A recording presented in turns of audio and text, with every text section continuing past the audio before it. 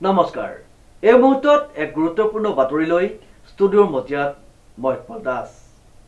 ভাৰতীয় ইতিহাস সংকলন সমিতি অসম যোৰহাট জিলাৰ সভাপতি অসীম কুমাৰ বৰাসহ এটি প্ৰতিনিধি দলে গত 20 জুলাইত পৰিদৰ্শন কৰে এক ঐতিহাসিক স্থান নিউজ ডাইৰেক্ট ৰিপৰ্ট মধ্যযুগত কছাৰী শাসকে ডিমাপুৰত ৰাজধানী স্থাপন কৰি দৈয়াং ধনচিৰি উপত্যকাত ৰাজত্ব কৰিছিল 1536 খ্ৰীষ্টাব্দত আহোমসকলৰ দ্বাৰা ডিমাপুৰ আক্ৰমণৰ সময়ত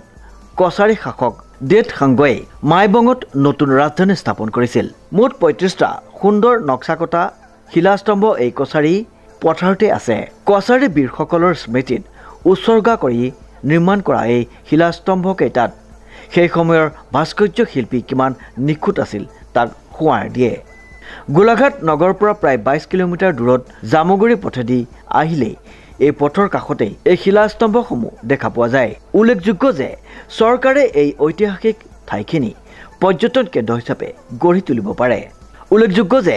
ভাৰতীয় ইতিহাস সংকলন সমিতি অসম যোৰহাট জিলাৰ সভাপতি অসীম কুমাৰ বৰা সহ এটি প্ৰতিনিধি দলে গত 20 জুলাইত এই ঐতিহাসিক স্থান পৰিদৰ্শন কৰে ব্যুৰ' ৰিপৰ্ট নিউজ নাও